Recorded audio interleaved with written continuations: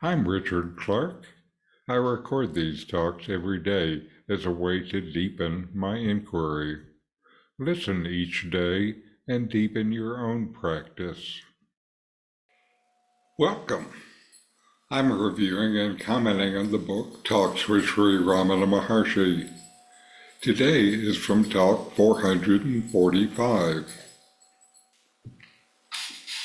Explaining a stanza in Ashara Sri Bhagavan said that Mona is the highest form of Upadesa.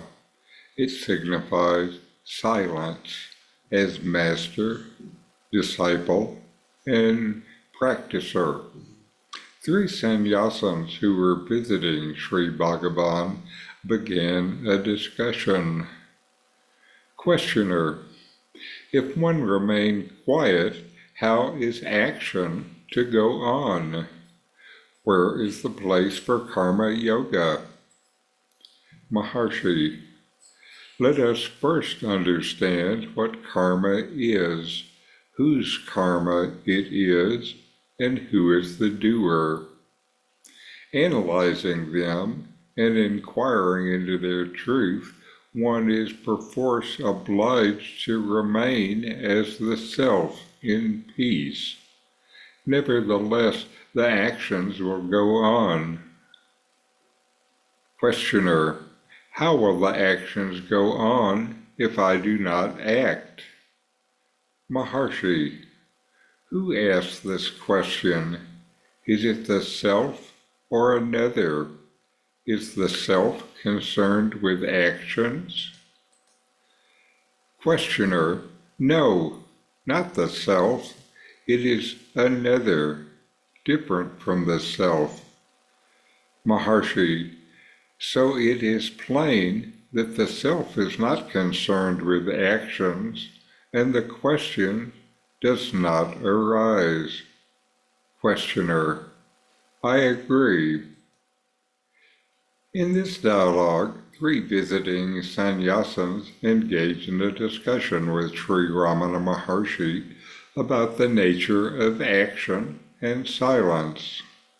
The questioner asks how action can continue if one remains quiet, hinting at the challenge of reconciling silence with karma yoga, which emphasizes action.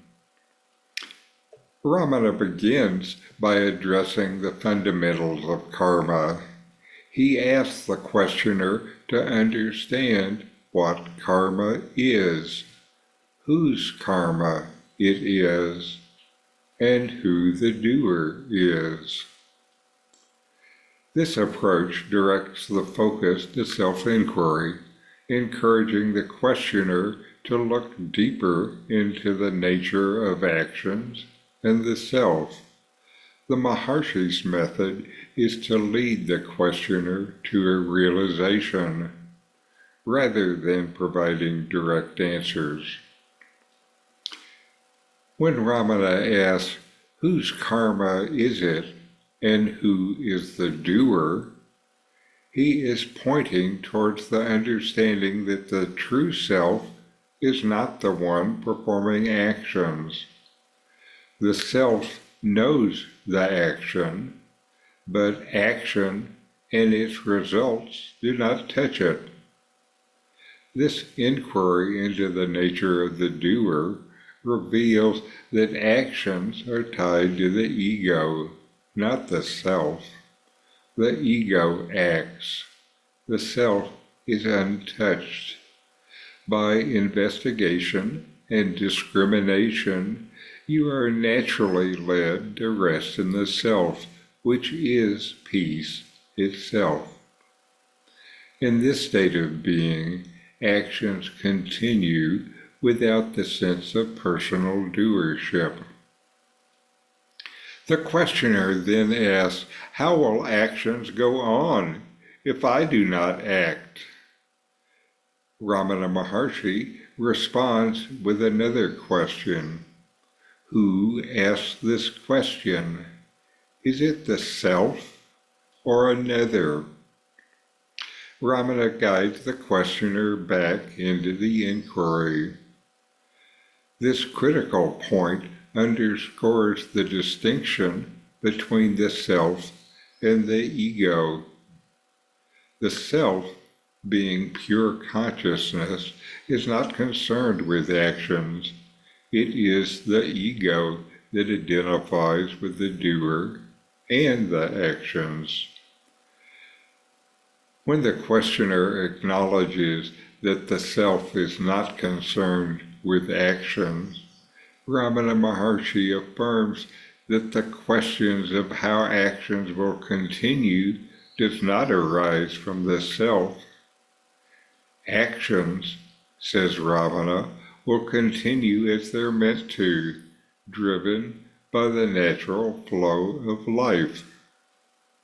The key takeaway here is that the self remains unaffected and untouched by actions which belong to the realm of the ego.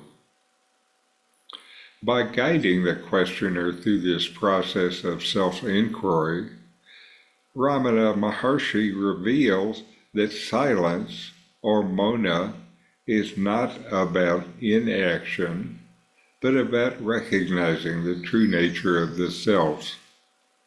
In this recognition, the sense of personal doership dissolves, and actions happen effortlessly, aligned with the natural order of things.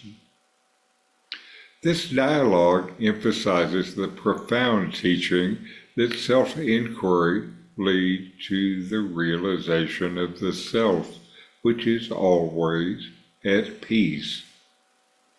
Understanding this, you can see that actions will naturally unfold without the interference of the ego, allowing you to remain in a state of inner silence while still engaging with the world.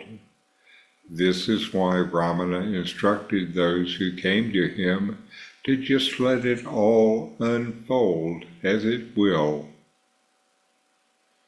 So, know yourself and be always free and at peace. In 40 Verses on Reality, Ramana Maharshi explains the nature of the self, the ultimate reality, and self-inquiry. My new book, with my comments and inquiry questions, opens these teachings up and brings them into your practice and experience. Available now from Amazon. Link in the video description. These videos bring Ramana's teachings into your direct experience. Click subscribe to see more. Click thumbs up to like, and send questions and start a dialogue with a comment.